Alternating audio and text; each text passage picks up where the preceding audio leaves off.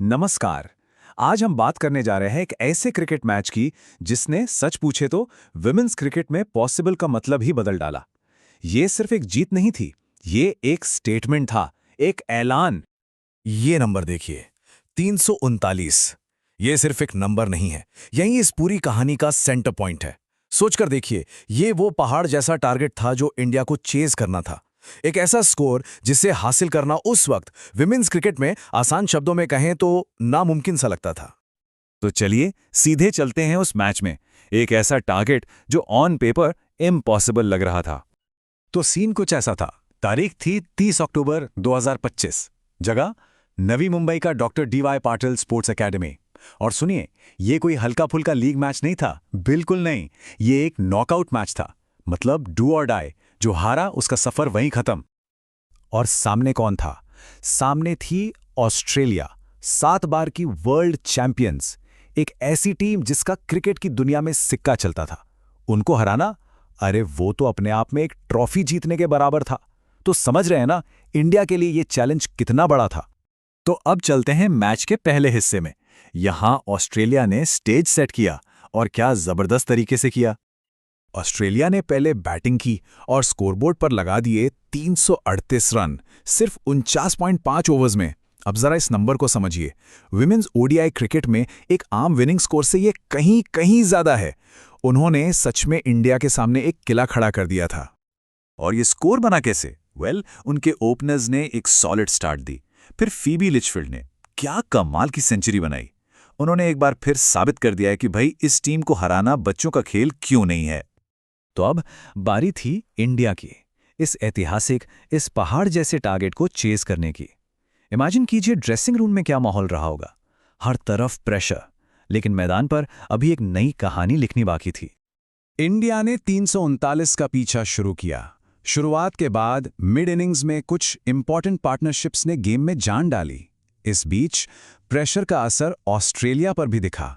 उन्होंने कुछ बहुत क्रूशियल चांसेस मिस किए, और आखिर में 48.3 ओवर्स में इंडिया ने 341 रन बनाकर इतिहास लिख दिया।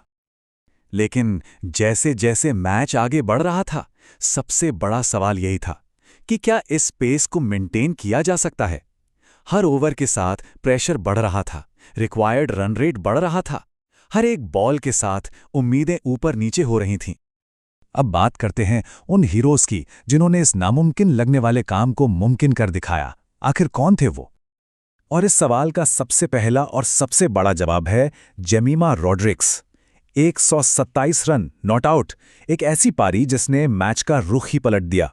उन्होंने एक एंड संभाले रखा, बिल्कुल एक एंकर की तरह, और टीम को जीत के दरवाजे तक ले गईं।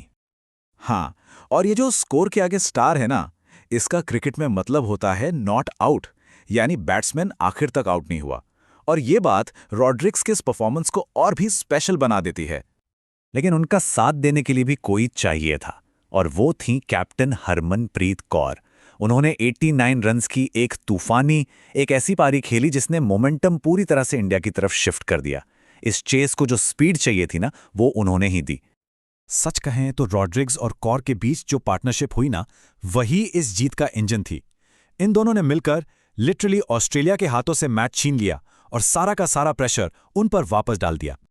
तो आखिर इस एक जीत के मायने क्या थे? क्या ये सिर्फ स्कोरबोर्ड पर लिखे कुछ रन्स थे? नहीं, बिल्कुल नहीं। ये एक नए दौर की शुरुआत का सिग्नल था। देखिए, इंडिया के लिए ये एक ऐतिहासिक जीत थी।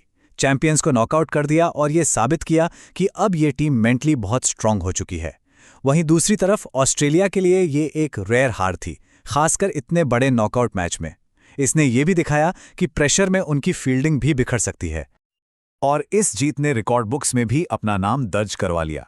अब ये officially women's ODI cricket history के सबसे सक्सेसफुल रन चेजेस में से एक है। सोच कर देखिए, कितनी बड़ी बात है ये। द गार्डियन ने इस मैच के बारे में बिल्कुल सही लिखा था। उनके शब्दों में, विमेंस क्रिकेट हिस्ट्री के सबसे महान नॉकआउट मैचों में से एक। बस इस एक लाइन में इस मैच की पूरी कहानी, पूरी अहमियत आ जाती है। तो आखिर में सवाल यही है, इस तरह की एक जीत स्पोर्ट के फ्यूचर के लिए क्या सिग्नल देती है? शायद यही कि अब कोई भी टारगेट इम्पॉसिबल नहीं है, कोई भी टीम अनबीटेबल नहीं है। और ये कि विमेन्स क्रिकेट में एक्साइटमेंट और थ्रिल का एक बिल्कुल नया चैप्टर शुरू हो चुका है।